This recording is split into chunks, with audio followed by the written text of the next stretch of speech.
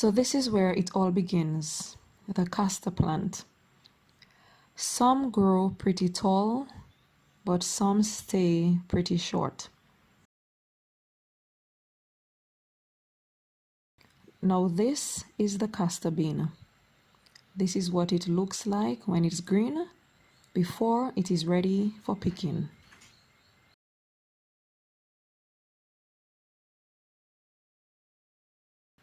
When it is ready to be picked in order to dry and shell, this is what it looks like.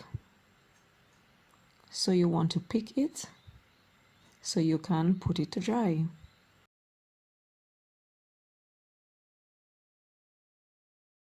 This is the castor pod.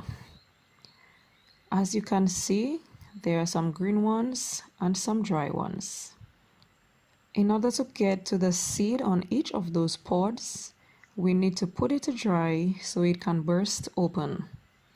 Each of these pods have 3 seeds each on the inside.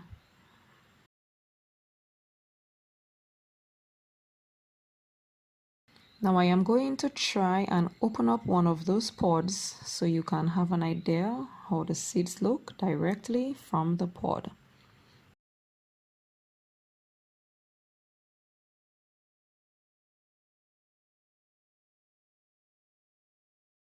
Now if you are not careful, that seed will run away from you and you just might not get it back.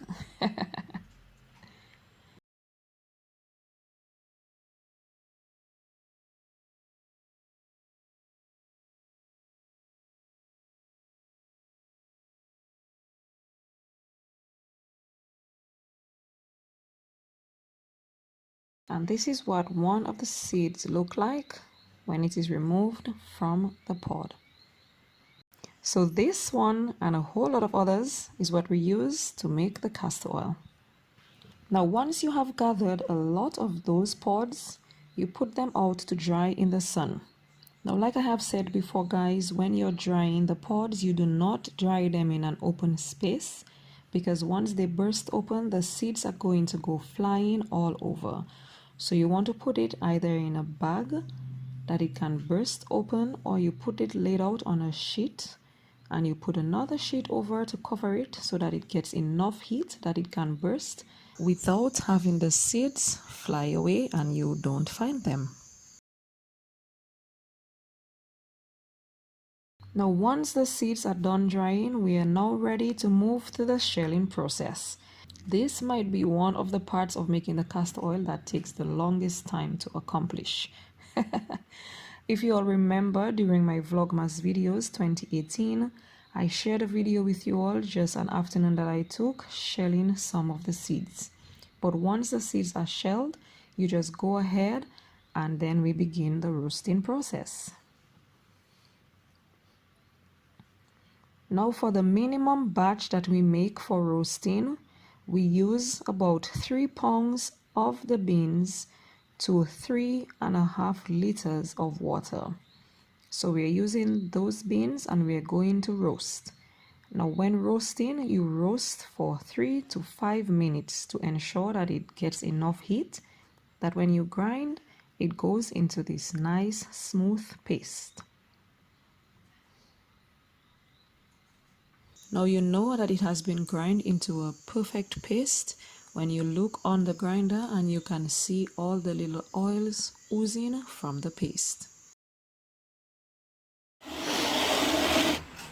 Now guys, if you all remember from the very original video that we did making the castor oil, we used the old-time method in order to do that. So we used the mortar and pestle and the actual pounding of the castor seeds in order to get it to a fine paste enough that we can boil in order to get to the castor oil.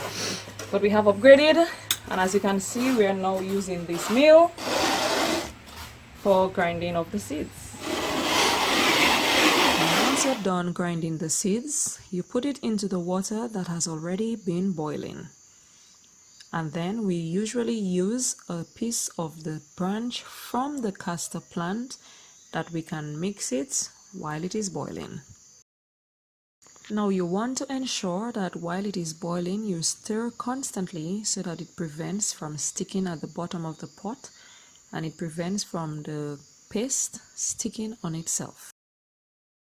Now when you see it get to the point where it is this dry and you start seeing the oil settling, that's when you know it is ready to start scooping. So we're gonna go in with the first scoop. Now when it gets to about this point, guys, you can see all the oil is settling right here. So we leave it here to rest. This is one of the things we have learned. You don't scoop anymore while it's on the fire because it tends to fly a bit. So we leave it for 2 minutes to rest and then we scoop it out.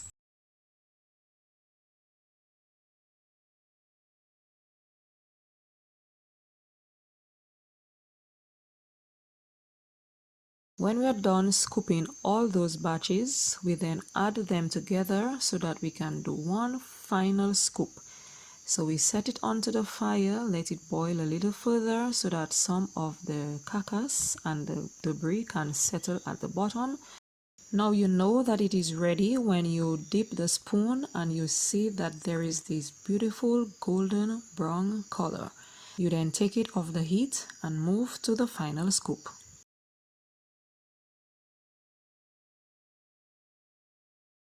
And once we do that final scoop, we just leave it in the pot, let it rest and sit to cool for at least 24 hours before moving to bottling.